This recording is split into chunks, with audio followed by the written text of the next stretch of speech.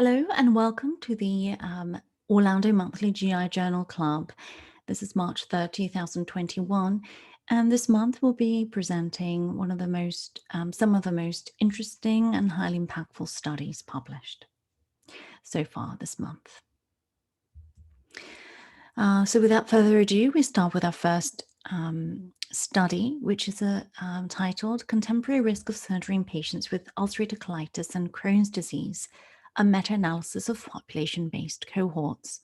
This was published in Clinical Gastroenterology and Hepatology. Inflammatory bowel disease has a lifelong relapsing remitting course with associated significant morbidity and diminished quality of life. Prior meta-analysis show that 1 in 3 patients with Crohn's disease required surgery within 5 years of diagnosis. However, since year 2000, there have been significant improvements in diagnosis and treatment of IBD. It is important to know if improvements in IBD management have changed clinical practice. Therefore, the aim of this study was to evaluate the risk of major abdominal surgery in patients with ulcerative colitis and Crohn's disease. These authors therefore performed a systematic review and meta-analysis of 44 population-based cohort studies in patients with UC or Crohn's disease. The diagnosis was made in these patients between 1955 and 2016, and these studies reported on cumulative risk of major abdominal surgery since diagnosis more than 1 year, since diagnosis with more than 1 year of follow-up. The definition of major surgery in ulcerative colitis was colectomy with or without ileal anal anastomosis. And for Crohn's disease, the definition of major surgery was intestinal resection. The primary outcome measure was cumulative 1, 5, and 10-year risk of major abdominal surgery in ulcerative colitis and Crohn's disease. When looking at patients with ulcerative colitis, these authors found that at 1, 5, and 10 year since first diagnosis, there was a progressive decline in the risk of surgery. When the authors also divided the risk of surgery at each time period into 2 groups, patients were diagnosed before 2000 and patients were diagnosed from year 2000 onwards, they found that the risk of surgery was significantly lower in patients who were diagnosed after the year 2000. And again, similar findings were seen in patients with Crohn's disease. So at 1 year, 5 year, and 10 year after diagnosis, there was a progressive decline in the risk of surgical resection at 1, 5, and 10 year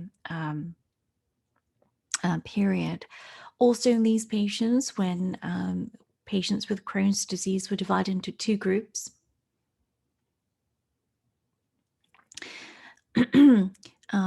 those diagnosed before year 2000 and those diagnosed after 2000.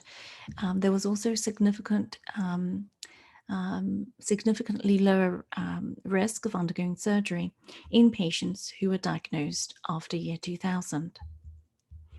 The limitations of this study is the degree of significant heterogeneity in the included studies. Also, in the study, the authors were unable to examine the factors contributing to decline in risk of surgery in this meta-analysis because there is limited information on the use of biologic therapy and the use of multiple therapies. Also, no information on the urgency of surgeries performed were provided.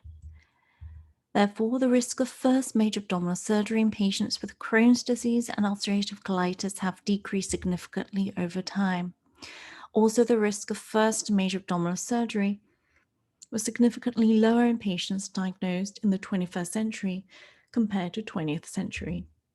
Therefore, further research is required to elucidate the reasons for this decrease, but it is likely due to earlier diagnosis, advances in medical therapy and earlier detection, or advances in endoscopic therapy for colonic dysplasia.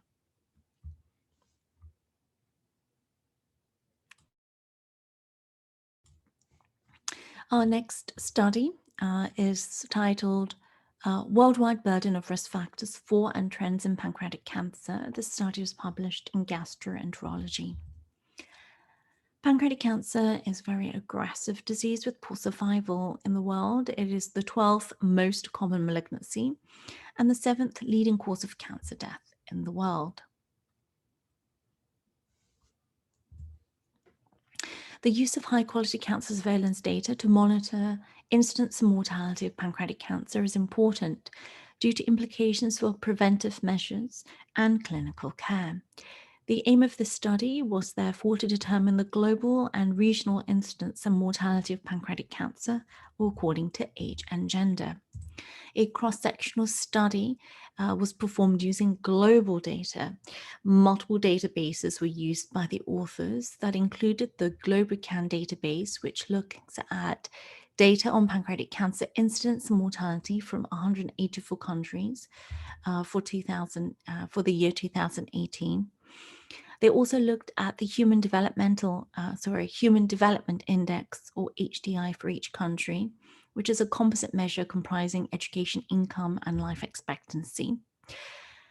They also looked at the World Health Organization Global Health Observatory database from 2010, which looks at risk factors that may be associated with pancreatic cancer, such as smoking, alcohol, physical activity, obesity, hypertension, and high cholesterol.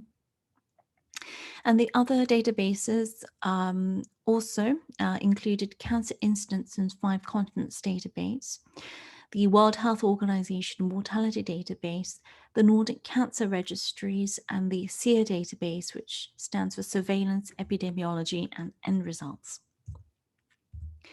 The outcome measures the 10-year trend in incidence of and mortality from pancreatic cancer in various countries, and also look at the association between various risk factors and incidence of and mortality from pancreatic cancer for each country. So this slide looks at the incidence of pancreatic cancer as found by these authors. On the left, you can see the world map with a different degree of blue, noting the incidence of pancreatic cancer in various countries. So these, in this study, these authors found that the global incidence of pancreatic cancer was 458,918, which translates to a global age standardist rate of 4.8 per 100,000. The highest incidence rates were seen in Europe, Western, Central, and Eastern, and also in North America, with the highest incidence seen in countries with very high Human Developmental Index. Next, this map looks at mortality from pancreatic cancer, again with the different shades of red depicting the degree of mortality in each country. The global deaths reached 432,242, which in turn translated to global age standardized rate of 4.4 per 100,000. Again, similar to the incidence of pancreatic cancer map shown in the previous study, the highest death rates were seen in Western, Central, and Eastern Europe, and also in North America. And again, the highest mortality rates were seen in countries with very high Human Developmental Index. These authors then performed a regression analysis to look at the association between various risk factors and the incidence of and mortality from pancreatic cancer. And they performed this for the four gender types, men and women. So these authors found that in men, smoking, alcohol, physical inactivity, obesity, hypertension, and high cholesterol was significantly associated with the incidence of pancreatic cancer and also mortality from pancreatic cancer. For women, smoking, alcohol, and high cholesterol were associated with both incidence and mortality from pancreatic cancer in women. And in addition to these 3 factors, hypertension was associated with the incidence of pancreatic cancer in women as well. This graph looks at the trend in incidence of pancreatic cancer in the various countries from all the continents. These authors found that there was a significant increase in pancreatic cancer incidence in 14 countries for men and 17 countries for women. And only 1 country, which was Costa Rica, reported a decreasing trend in pancreatic cancer incidence. Also, the increase in incidence of pancreatic cancer applied to all ages, because the increase was also seen in older patients over the age of 50 in 18 countries, and also in the younger age group, age less than 50, and those aged less than 40. For mortality, there was a significant increase in the death rate in 8 countries for men and 14 countries for women, and only 2 countries reported a decreasing trend in mortality, which were Kuwait and Lithuania. The limitation for this type of study is that you can have underreporting of data on cancer incidence and mortality based on socioeconomic status of each country, because some countries can lack reporting infrastructure. Also, risk factor data from 2010 were used to report on the incidence and mortality rates of pancreatic cancer in 2018, and therefore the presence of risk factors may have been underestimated, as some of these risk factors may have existed but not diagnosed at the time due to lack of symptoms. Also, cancer registries and cancer reporting can vary between different regions and also can vary over time. Therefore, the incidence and mortality of pancreatic cancer have increased in many countries worldwide, especially in countries with high socioeconomic development and in both older and younger individuals. Given the societal burden from pancreatic cancer, screening modalities must be developed to decrease impact. Our next study looks at role of surgery in patients with borderline and locally advanced pancreatic cancer. This was published in Annals of Surgery. The optimal management strategy in patients with borderline resectable and locally advanced pancreatic cancer is actually currently not clear. These authors therefore aim to find out which patients with borderline resectable and locally advanced pancreatic cancer will benefit the most from surgery following neoadjuvant chemoradiation therapy. This was a retrospective cohort study of patients who underwent neoadjuvant chemotherapy and radiation therapy between 2007 and 2017. In patients with borderline resectable and locally advanced pancreatic cancer that received neoadjuvant therapy, decisions made to progress then to surgical exploration with the intent of surgical resection per multidisciplinary team consensus if no disease progression was seen during the neoadjuvant therapy and the origin and distal ends of the involved vessels were free from tumor. These authors identified over the 10-year period 156 patients who underwent neoadjuvant therapy. As you can see, the majority of patients had cancer involving the head of the pancreas. 22 patients had borderline resectable cancer, and 132 patients had locally advanced cancer. 25 patients underwent neoadjuvant radiation therapy. And as part of the neoadjuvant chemotherapy, a combination of gemcitabine and paclitaxel were used in 15%, FOLFIRINOX in 35%, and full dose neoadjuvant chemotherapy was able to be completed in 40% of the patients. Of the 156 patients who underwent neoadjuvant chemo and radiation therapy, 76 patients underwent exploratory laparotomy, of which 52 patients received surgical resection for their cancer. The overall complication rate reported is 50%. This is the Kaplan-Meier curve, which looks at the survival in these patients who underwent neoadjuvant therapy and also those who underwent surgical resection. So first, these authors wanted to see, now, out of these patients who received neoadjuvant therapy, is there a difference in survival depending on whether they are borderline resectable or locally advanced? And as you can see, there is no difference between these two groups after they've undergone neoadjuvant therapy, with median survival of 15 months for borderline resectable patients and 14.5 months for those who had locally advanced disease. Now, this second Kaplan-Meier curve looks at the survival and compares between borderline resectable and locally advanced cancer patients the overall survival after they've undergone surgical resection. And as you can see, there is no difference between these two groups. So in patients with borderline resectable or locally advanced pancreatic cancer who underwent surgery, the median survival was 31.9 months for borderline resectable and 21.8 months for locally advanced pancreatic cancer. And this difference was not statistically significant. The other question that the authors wanted to also answer is there a difference in survival between patients who had surgery versus who did not have surgery, regardless of whether they had borderline resectable or locally advanced cancer? And as you can see, the answer to that question is yes. Survival in patients who underwent surgery is significantly longer than those who did not have surgery at 22.4 months versus 12.7 months, with p-value of less than 0.0001. The table on the right looks at long-term follow-up data, which was available in 40 patients who had undergone surgery.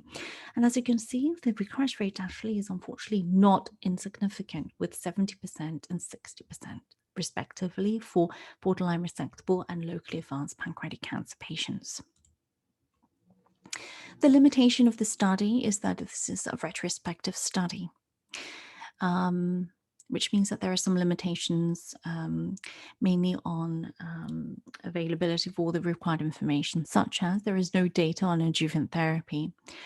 Also, over time, there has been a change in pattern of patients deemed to be suitable for surgery. So, for example, the authors do admit that during the earlier study periods, there was a more conservative approach to selecting patients for surgery than compared to the latter periods.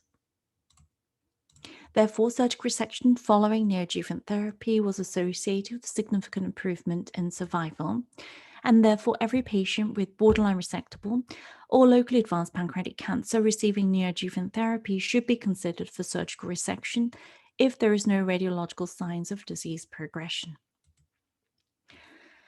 Our next study looks at the role of diabetes and weight loss in patients with intraductal papillary mucinous neoplasms. Intraductal papillary mucinous neoplasms, or IPMNs, have malignant potential. Determining the risk factors associated with IPMN progression to cancer is important so that we can detect this progression early and prevent pancreatic cancer in these patients. Diabetes is already a known risk factor for pancreatic cancer and also a consequence of pancreatic cancer, but the role of diabetes in IPMN is actually not well studied. Therefore, these authors wanted to evaluate the association between diabetes and progression of IPMN to high-grade dysplasia or pancreatic cancer. Therefore, these authors performed a retrospective study of patients who underwent surgery for histologically confirmed IPMN between 2007 and 2018. Various information were collected that included patient characteristics and clinical pathological information. The diagnosis of diabetes were either self-reported or gleaned from medication history, such as use of hypoglycemic medications and insulin, or if the patients underwent preoperative evaluation and had fasting blood glucose level available, that was taken as being diagnostic. The definition of new onset diabetes was diagnosis of diabetes within 2 years of the initial IPMN diagnosis. 134 patients were identified that underwent surgery for IPMN over the 10-year period. Then these authors divided the patient into 2 groups, depending on whether they did or did not have a diagnosis of diabetes. And as you can see, there were more men in the diabetic group, and also the diabetic patients were older. And also 37% versus only 16% of patients in the diabetic group had reported a history of weight loss prior to being diagnosed with IPMN. Also, in looking at the clinical pathological features of IPMN, patients in the diabetic group were more likely had high incidence of nodule solid component, enhanced solid component, dilated main pancreatic duct of at least 10 millimeters in size, and also more likely to also have wall thickening. Now, when looking at the actual pathological changes seen in IPMN, as you can see, 86% of patients in the diabetic group versus 69% had main duct IPMN. Also, patients in the diabetic group had a high incidence of presence of high-grade dysplasia or invasive cancer at 70% versus only 46%.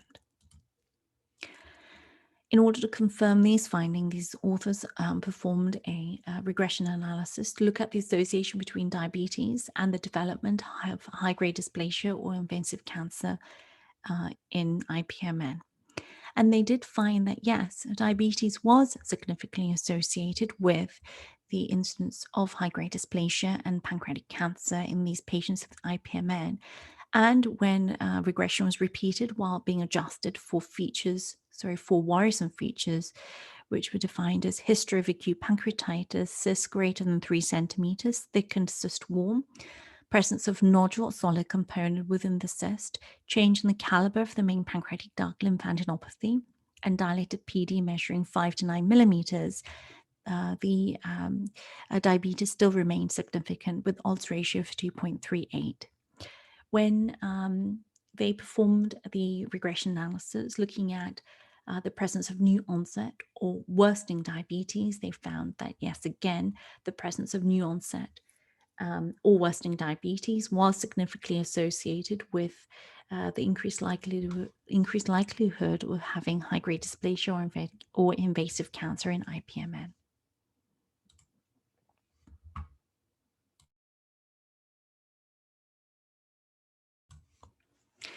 The main limitations of this study is that this is a retrospective study with small number of patients, and there is possible selection bias as patients undergoing surgical resection is usually will usually have high risk IPMN to begin with. In IPMN, diabetes was associated with increased risk of high-grade dysplasia or invasive cancer.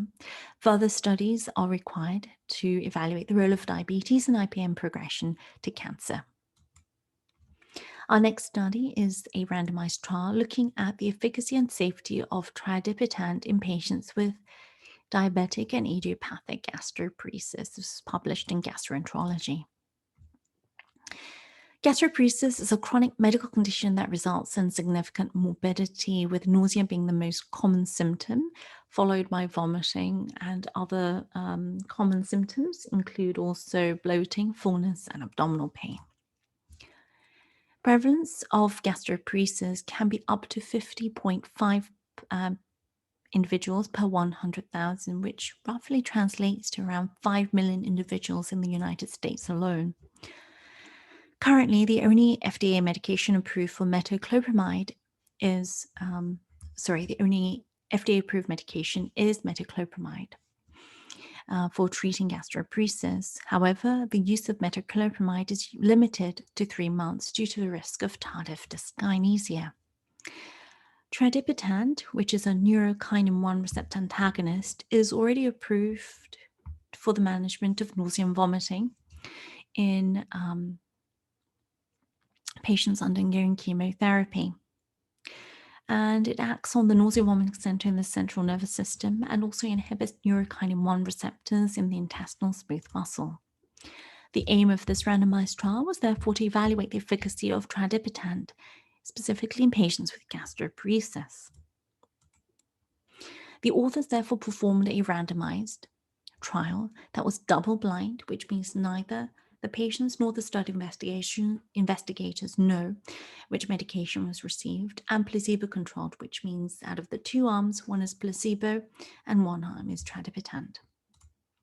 It was a multi-center study involving 47 centers with enrollment of participants between November 2016 and December 2018. 85 milligrams of tradipitant, POBID, was compared with placebo after 4-week follow-up period. Extensive and a wide variety of symptom assessment tools were utilized by the investigators in this study. That included the gastroparesis core symptom daily diary, patient assessment of GI disorders symptom severity index, or PAGI-SIM, which included the gastroparesis cardinal symptom index, clinician global impression of severity, patient global impression of change, and patient assessment of upper GI disorders quality of life questionnaire. The primary outcome was the change in average nausea severity compared to baseline at 4-week follow-up. Symptomatic patients with either idiopathic or diabetic gastroparesis with moderate to severe nausea as a main symptom were enrolled in this study. The diagnosis of gastroparesis was established by the individual having a gastric emptying study performed in the last 10 years prior to study enrollment. Patients who used narcotics more than twice a week, or use of experimental medications such as domperidone in the last 60 days were excluded, as were patients who had gastric stimulate implantation in the last year or setting change in the last 3 months, or those with history of gastric surgery or elevation in liver tests. 73 patients were enrolled in tradipitant group, and 68 patients in the placebo arm. And these authors found that tradipitant was more effective than placebo in decreasing nausea severity, with a decrease in severity by minus 1.25. With a decrease in nausea severity by 1.25 versus 0.76, with p-value of 0.0099. When they also compared the symptom scores as measured by all these symptom tools, they also found that tradipitant was superior to placebo with p-value of less than 0.05. Now they looked at symptom improvement between tradipitant and placebo. So when they looked at the entire study population, they found that the nausea severity change from baseline was significantly better with tradipitant than placebo, which, as we had already discussed. When they looked at patients who only had, only the patients who had baseline vomiting, known as the baseline vomiting group, they did find also the nausea severity change from baseline was also better with tradipitant than placebo. When they looked at patients with idiopathic gastroparesis, again, tradipitant was superior to placebo in reducing nausea severity. However, a significant difference between tradipitant and placebo was not seen when looking at patients with the diabetic gastroparesis only. No significant difference in adverse events was seen between the two groups. The limitations of this randomized trial is that there is lack of long-term follow-up data. Also, there are no data regarding the safety or efficacy of using tradipitant for more than 4 weeks. And there's also no data on the effect of tradipitant on the gastric emptying study, as it was not repeated after treatment initiation in this randomized trial. Therefore, tradipitant resulted in significant improvement in nausea and gastroparesis symptom index and quality of life in patients with idiopathic or diabetic gastroparesis when compared with placebo. Our last study looks at the randomized trial of a vaccine regime to prevent chronic hepatitis C infection, and this was published in the New England Journal of Medicine. Hepatitis C infection is the leading cause of death from infectious disease in the world. The worldwide prevalence of chronic hep C infection is 71 million people and account for 400,000 deaths per year. Hepatitis C vaccine is therefore an essential tool for achieving the goal of eliminating hep C infection. The aim of this randomized trial was to assess the safety of the hepatitis C vaccine in high-risk hep C uninfected individuals. This was a phase 1-2 randomized trial that was double-blind. Again, it means neither the participant nor the study investigators know whether they're receiving the vaccine or, in this case here, the placebo. This was a multi-center study conducted over a 6-year period between 2012 and 2018. The vaccine was a chimpanzee adenovirus 3 and modified Yersinia ankara vectors encoding non-structural proteins of hep C virus genotype 1b. 2 doses of the vaccine or the placebo were given on day 0 and then again on day 56. Participants were hep C uninfected adults aged between 18 and 45 who were considered high risk for acquiring hep C infection because they had injected drugs within 90 days prior to randomization. The follow-up period was every month for 20 months to look for presence of hep C infection and for 9 months after hep C virus detection. The outcome measure was to look at the incidence of chronic hep C infection, which was defined as persistent viremia for 6 months, and also look for T-cell response to the vaccine. 275 patients had the vaccine, and placebo was administered in 273 patients in this randomized trial. Now, when you look at the incidence of chronic hep C infection here, 19 patients in the vaccine group developed chronic hep C infection, and 17 patients in the placebo group developed hep C infection. And this difference was not statistically significant. However, when looking at other measures, such as the mean peak hep C virus RNA level, it was significantly lower in the vaccine group. And also the vaccine appeared to stimulate an appropriate T-cell response in 78% of patients versus just 3% in the placebo. The vaccine was relatively safe with no vaccine-related serious adverse events. Therefore, the current hep C vaccine, although safe and produces specific immune response and lowers the peak hep C RNA levels, it did not prevent chronic hep C infection. So for a quick Journal Club recap, the risk of first major abdominal surgery in patients with Crohn's disease and ulcerative colitis have decreased significantly over time and is significantly lower in patients who are diagnosed after the year 2000 compared to those diagnosed before year 2000. This is likely due to a combination of factors that includes earlier diagnosis, advances in medical therapy, and earlier detection and advancement of endoscopic therapy for colonic dysplasia. Next, incidence and mortality of pancreatic cancer have increased in many countries worldwide, especially in countries with high socioeconomic development and in both older and younger individuals. Surgical resection following neoadjuvant therapy in patients with borderline resectable and locally advanced cancer in the pancreas was associated with significant improvement in survival. In IPMN patients, diabetes was associated with increased risk of increased risk of harboring high-grade dysplasia or invasive cancer.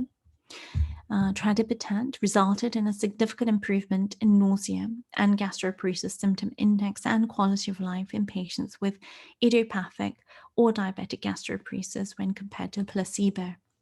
The current hepatitis C vaccine, although safe and produced specific immune response and lowered peak hep C RNA levels, hep C virus RNA levels, it did not prevent chronic hepatitis C infection.